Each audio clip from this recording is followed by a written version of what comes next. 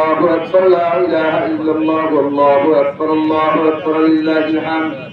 তো বছরে মাত্র দুইটি ঈদ, আমাদের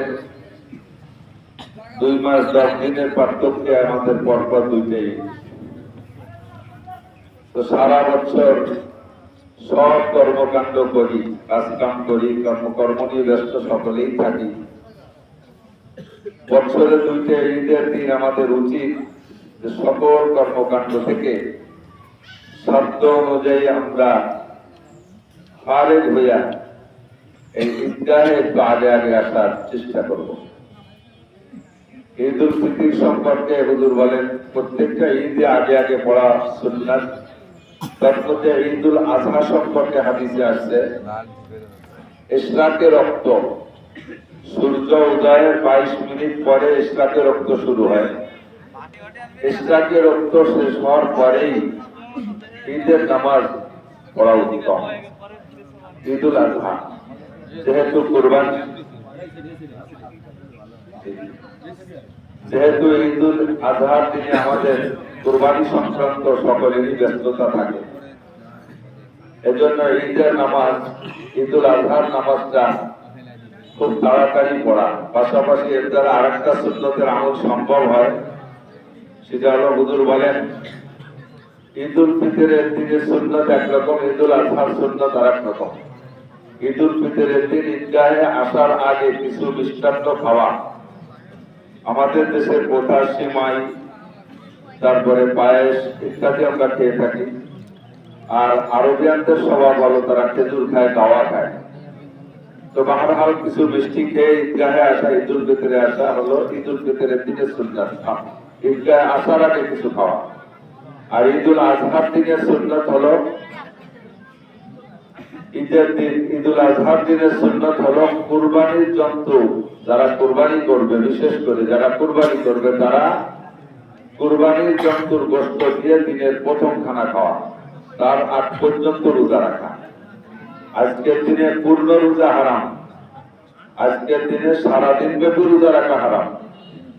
একথা কেউ বলতে কিয়ামতের ময়দানে বা আল্লাহ পাকের কাছে কথা বলতে পারবে না কেউ রোজা রেখে।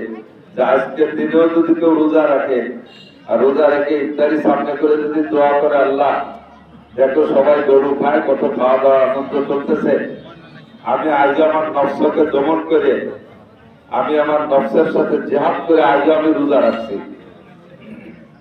খেয়াল করছেন কি বলছি? যদি কেউ আজকের দিনে রোজা রেখে, অর্থাৎ 2 ঈদের দিনে রোজা রেখে যদি ইফতারি সামনে নিয়ে দোয়া করে, আল্লাহ সবাই খাচ্ছে সারাদিন, আমি আজ আমার নফসকে দমন করে নফসের সাথে জিহাদ করে রোজা রাখছি, বলো আমার প্রতিদান কেমন হওয়া উচিত?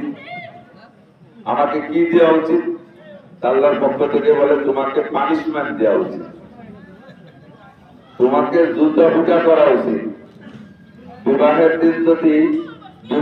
দিন যদি বর আমি রোজা রাখছি, আজকে খাবো না। বিয়ের দিন যে ছেলে বিয়ে, সেই বিয়ের দিন সবাই খায়, আর জামাই যদি সেদিন কিছু না খেয়ে মুখ বন্ধ করে বসে থাকে, তার যদি জিজ্ঞেস করে তুমি খাও না কেন, সে যদি আব্বা আজকে আপনাদের বাড়ি বিয়ে, আমার এর জন্য আমি রোজা রাখছি, তাহলে কি শ্বশুর খুশি হবে? সব খানার আয়োজন তোমার জন্য, সবাই খায়, তুমি রোজা রাখতে চাও। আল্লাহ কয় সারা বছর খাওয়ার জন্য উন্মুক্ত করে দিছি, রমজান মাসে দিনের বেলা খাইতে নিষেধ করছি। 2টে দিন আমার আইয়ামু জিয়াফাতিল্লাহ, হাদিসের শব্দ এরকম, আইয়ামু ঈদ, আইয়ামু জিয়াফাতিল্লাহ। ঈদের দিন হলো আল্লাহর মেহমানদারির দিন। তা আমি যেদিন মেহমানদারি করার দাওয়াত দিছি, তুমি সেদিন রোজা রেখে যা। আজকের দিন আমরা খাবো, আনন্দ ফুর্তি করবো, শরীয়ত সম্মত ভাবে সুসজ্জিত হবো। শরীয়তের গণ্ডির মধ্যে থেকে, সুন্নতি পোশাকের মধ্যে থেকে স্বাস্থ্য অনুযায়ী সুসজ্জিত হওয়া। শরীয়তের গণ্ডির বাহিরে যে স্বাস্থ্য, সে স্বাদের কোন দক্ষিণে কি নেই। শরীয়তের গণ্ডির মধ্যে থেকে 2 ঈদের দিনে সুসজ্জিত হওয়া, সাজগোজ করা, পোশাক আশাক পরা, এটা একটা সুন্নাত। তো আজকের দিন তুমি সাজবো, যেমন তোমার তৌফিক অনুযায়ী উত্তম খানা খাবা, আজকে তোমার রোজা রাখার দিন না। আল্লাহ পাক আমাদেরকে সে ঈদ আজকে উদযাপন করার জন্য তৌফিক দিয়েছেন। আমরা যারা দূরে আছি, সাধ্য অনুযায়ী আমরা 4 টাইমে নামাজ পড়ার চেষ্টা করবো। এজন্য দূরে যারা আছেন মাইকের আওয়াজ পৌঁছুক বা না পৌঁছুক, যতদূর বসতেছেন ততদূর ওনাদেরকে মাইকের মাধ্যমেই বলছি একটু দ্রুত ঈদগাহে চলে আসার জন্য। আমাদের ঈদগাহে কিছু জরুরি কাজ থাকে, কথা থাকে, সেগুলো আমাদের বলা জরুরি, কিন্তু লোকের উপস্থিতি কম থাকার কারণে, সকলের উপস্থিতি শুরুতে না থাকার কারণে সেই কথাগুলো বলতে যে শেষমেশ গাইবের তাড়াহুড়া লেগে যায়, জরুরি কথাগুলো বাদ পড়ে যায়, সকলে শুনে পারে না। এজন্য আমরা ওই সুন্নতটা, যে সুন্নতটার কথা বলতেছিলাম, যে ঈদুল আজহার দিন কুরবানি জন্তুর গোশত দিয়ে যদি দিনের প্রথম খানা খাইতে হয়, তাহলে কুরবানিটা আগে আগে করা দরকার। আর কুরবানি আগে করতে হলে নামাজও আগে পড়া দরকার। আর ঈদের নামাজের আগে কুরবানি করলে সে কুরবানি না, সাহাবী কুরবানি। বুখারী শরীফের ভিতরে দেখলাম সাহাবী কুরবানি করে ফেলাইছে একবার ঈদের নামাজের আগে। যে বছর হুজুর আমি তো পরবর্তীতে ব্যস্ততা বেড়ে যাওয়ার হয়তো আমি আগেই জবাই করে ফেলছি, হুজুর বলেন ওটা তোমার হালাল, তবে কুরবানি হয়নি।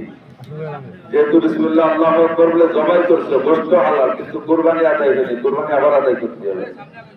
তো আমাদের ঈদুল আজহার নামাজের পরে কুরবানি করা লাগবে।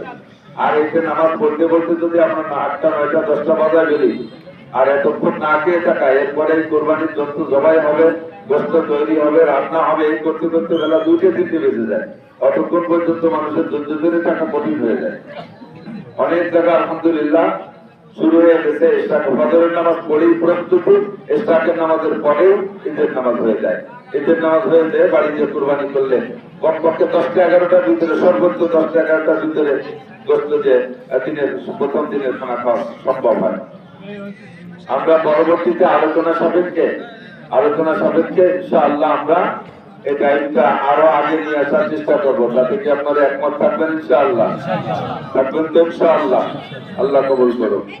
একটা দিনে, বছরে একটা দিন আমরা একটু এই জায়গা সময় দেই, এরপরে তো কাজ আমাদের আর ঈদের নামাজের ঝামেলা চলে গেলে এরপরে নিজের সব কাজই করতে পারবো। আজকের দিনে সবচাইতে বড় ইবাদত হলো ঈদের নামাজ পড়া, এরপরে কুরবানি করা। আর যাতায়াতের পথে সুন্নত হলো আসতে সময় এক রাস্তায় আসা, যাইতে সময় আর এক রাস্তায় যাওয়া, বাড়িতে যাওয়া। যদি 2 রাস্তা না থাকে, একই রাস্তা হয়, তাহলে আসার সময় ডান দিক দিয়ে আসা, যাওয়ার সময় ডান দিক দিয়ে যাওয়া, তাহলে 2 রাস্তা হয়ে গেল। এটা একটা সুন্নত।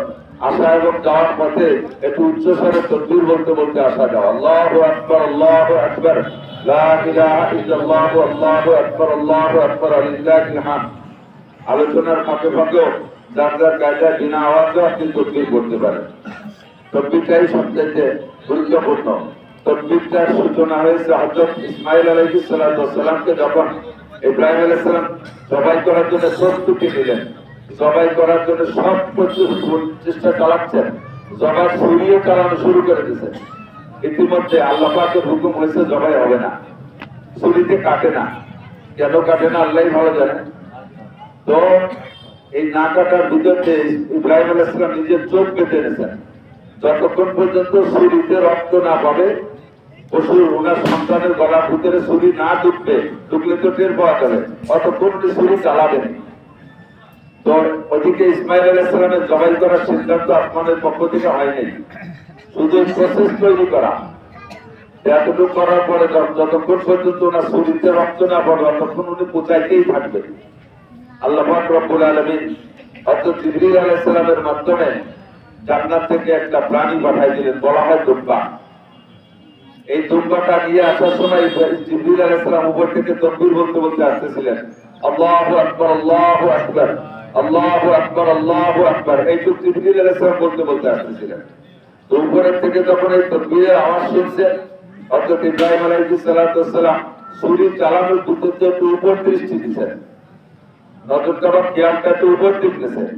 উপর থেকে কি শব্দ আছে, এই শব্দের ভিতর দিয়ে হঠাৎ করে ফস করে ওনার ছুরিটা গলার মধ্যে ঢুকে গেছে। তো উনি খুশিতে যে আমি আল্লাহর হুকুম পালন করতে পারছি। হুকুমটা কি? নিজের সন্তান জবাই। হুকুম হলো সন্তান জবাই।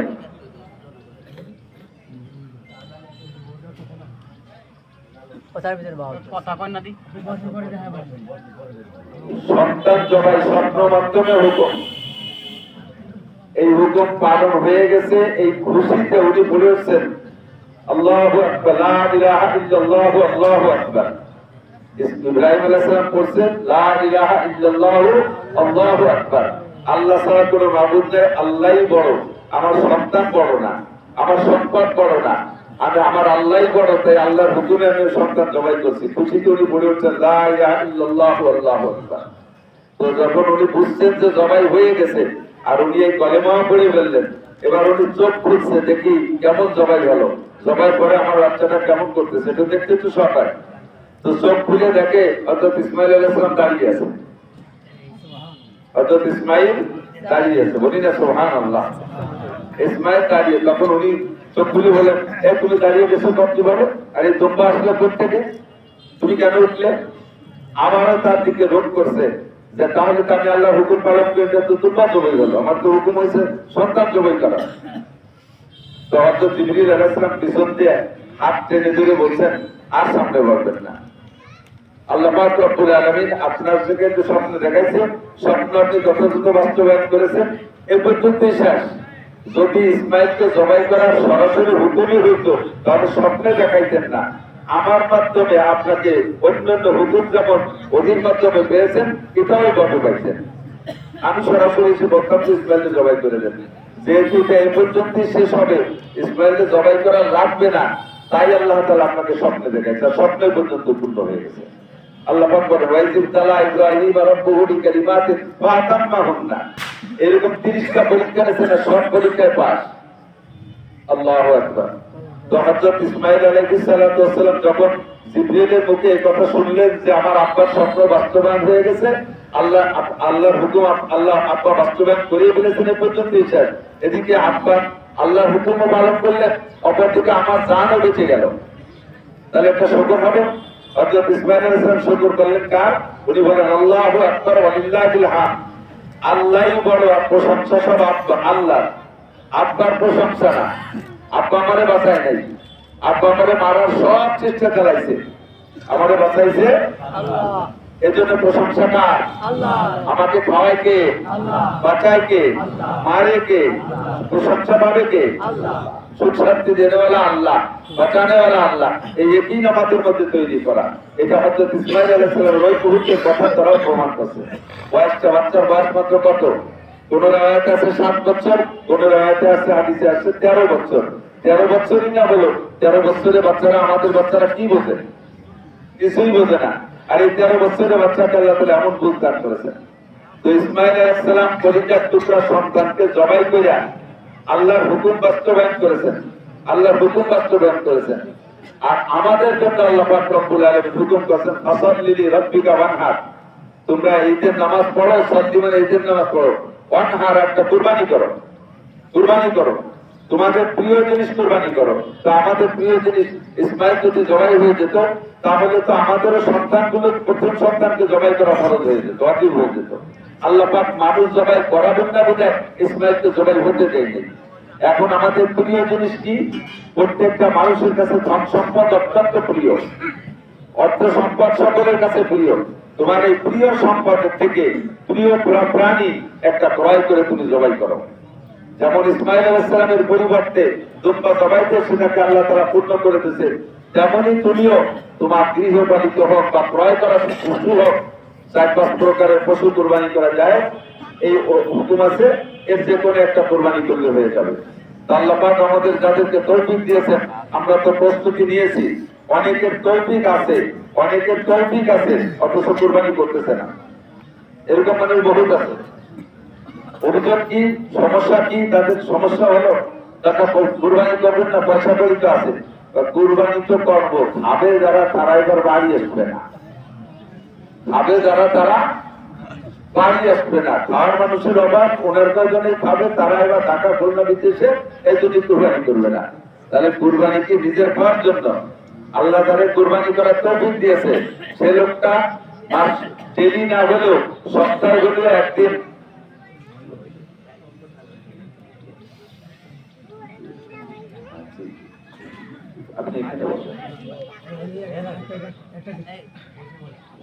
আল্লাহ পাক রব্বুল আলামিন যাকে কুরবানি করার তৌফিক দিয়েছে, সে ডেলি না হলেও কমপক্ষে সপ্তাহে হলে 1-2 কেজি গরুর গোশত খাওয়ার তৌফিক রাখে। আর এই কুরবানিটা তাদের জন্য করবো আমার অর্থের উপরে আল্লাহর হুকুম। বাকি এর গোস্ত তো এলাকার গরিব মানুষ যারা সারা বছর 1 কেজি গোস্ত কিনে খাইতে পারে না 800, 700, 800 টাকা দিয়ে, তাদের জন্য। আমার সন্তানরা, আমার আত্মীয় স্বজনরা, আমার আপনজনরা বাড়ি আসবে না, বিধায় কুরবানি করবো না, এটা আল্লাহ পাক পছন্দ করেন এই কথাটা। এজন্য আমার সম্পদের থেকে কুরবানি করেই দেব। কুরবানি করার ব্যাপারে অনেক মশালা, যেহেতু সময় কম, নির্ধারিত সময় নামাজ পড়তে হবে, হুজুরও কিছু কথা বলবেন ঈদগাহ সংক্রান্ত। তো মশালা হলো, 1 নম্বর মশালা খেয়াল করব, কুরবানির জন্তু কিনবেন হালাল টাকা দিয়ে।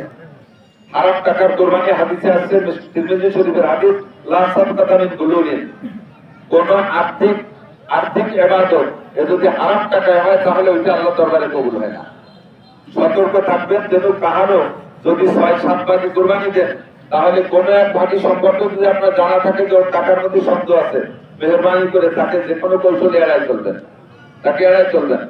আর যার টাকা হারাম আছে সে যদি হালাল টাকা ওয়ালাদের সাথে শরীক হয়ে যায় কৌশল করে, ওর কারণে হালাল ওয়ালাদের কুরবানি নষ্ট হয়।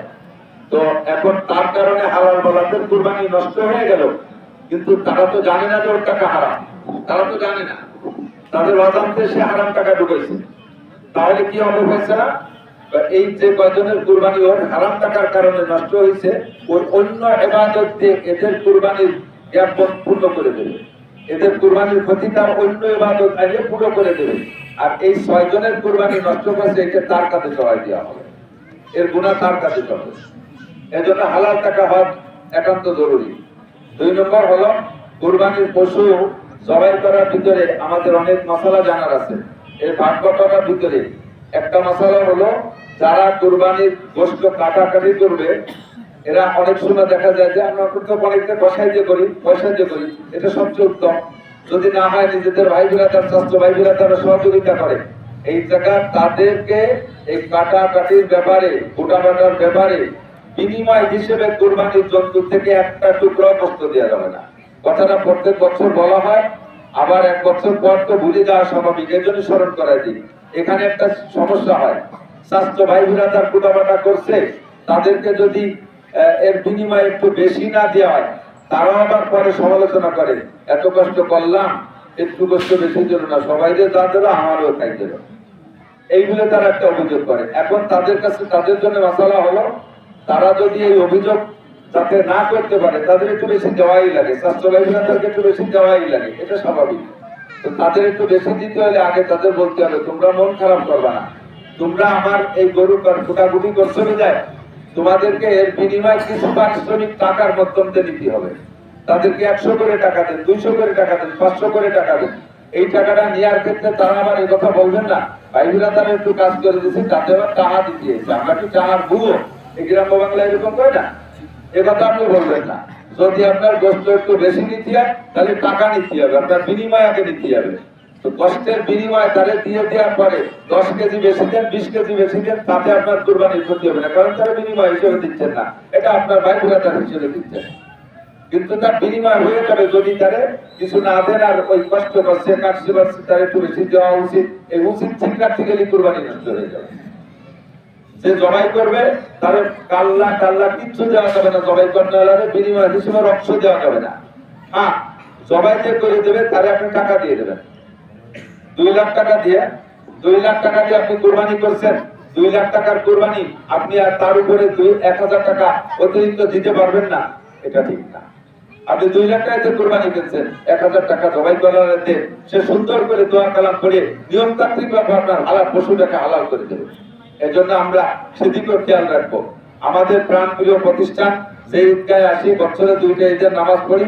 ঈদগাহটা একসময় জঙ্গল ফঙ্গল ছিল, এখানে যোগ ছিল, সেই ঈদের নামাজ পড়ার পথে আগে শেখ সাহেব কিসেন দিয়ে কষ্ট করে উনি পরিষ্কার করছেন, ওষুধ মারছেন, যোগ মারা ওষুধ, তারপরে আমরা কষ্ট করে মোটামুটি পরিষ্কার করে নামাজ পড়ছি।